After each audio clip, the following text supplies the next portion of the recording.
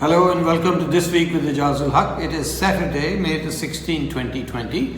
Welcome to my YouTube channel and thank you very much for tuning in. Today we're going to start with some good news.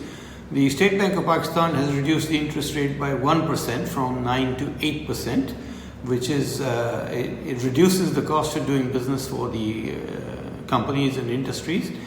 The Federation of Pakistan Chambers of Commerce is demanding a rate cut to 5%. But I doubt very much that it will go down that much. But there is a possibility of it being reduced further to 7% over the coming few weeks, but probably not much beyond. The domestic flights have started operating today in Pakistan, although only 20% so far. They'll gradually be increased over time. Road transport will be started from Monday in KPK and Punjab. Sindh is holding back for the moment. And so it'll make life easier for those who have to travel from one city to the other or have to take a bus to go to work. In addition, a very substantial news, Pakistan signed a contract for the construction of Parsha Dam. It's one of the tallest concrete-filled dams in the world. More about that later. And the work on Gwadar Airport has started. And this is going to be the largest airport in Pakistan, and it will cover an area of 4,300 acres, and it will be capable of landing A380 aircraft, second only after Islamabad. Now, to start with, Corona, the situation in Pakistan is there are 38,000 reported cases, of whom 11,000 have recovered and 823 deaths. The growth in the last 3 weeks was at a pace of 50% per week, but this week is down to 32%, which I hope means that the curve will flatten. But overall, if we compare with the US, the rate of deaths, in my last video, I had mentioned 0.3%, but actually it was 0.09%. So if we use that figure, then we could end up with as many as 120,000 cases in Pakistan. But this is not a scientific way of calculating, it's just playing with some numbers. So let's hope that it will be a lot less than that. Now about Parsha Dam. Parsha Dam, two previous prime ministers have performed opening ceremonies in 1998 and 2010, but nothing was done about it. Except that recently land was acquired. This is the second large dam that has been initiated in a span of 1 year. Mohmand Dam was the first one in May 2019, and Diyamir Pasha is the second. This is a substantial sized dam, concrete filled. It's located 437 kilometers north of Islamabad, and it's located between Kohistan and KPK and Gilgit-Baltistan. It will store, the initial contract being awarded is for 442 billion rupees, but the overall cost will be around 1.5 trillion rupees, which is just over 9 billion US dollars.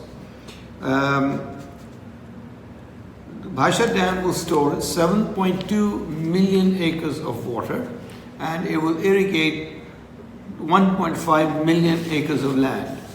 It will also produce 4,500 megawatts of electricity. And another major advantage of it is that it will extend the life of Tarbela Dam by 35 years.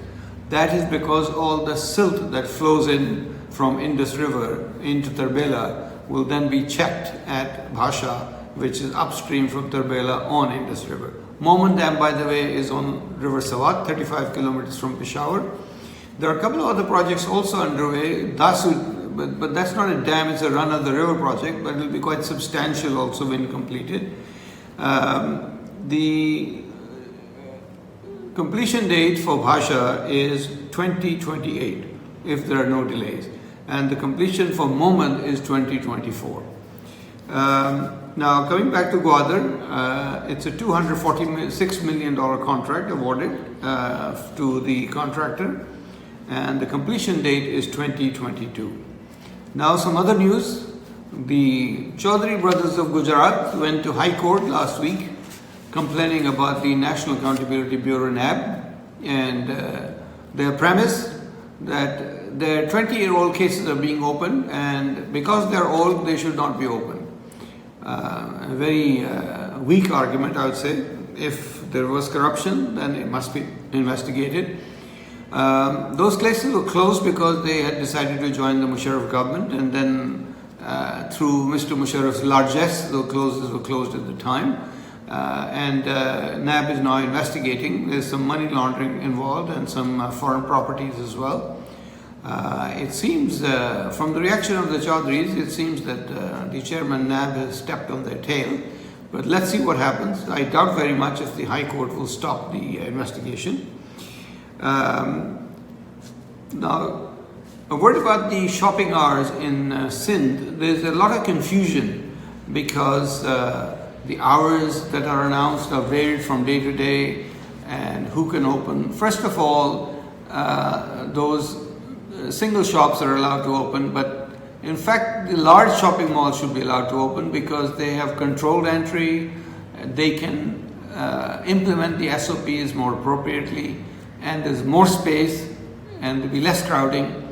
Also, in terms of shopping hours, my suggestion to Sindh government is to make the opening at 8 a.m. and closing at 6 p.m.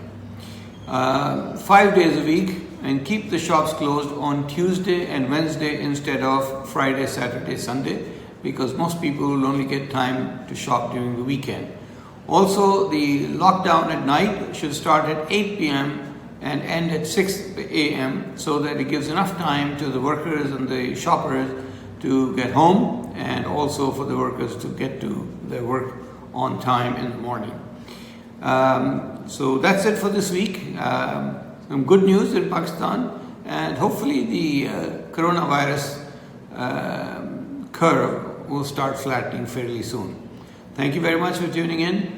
Please do subscribe to the channel and press the bell icon so you get the latest updates. Thank you and goodbye.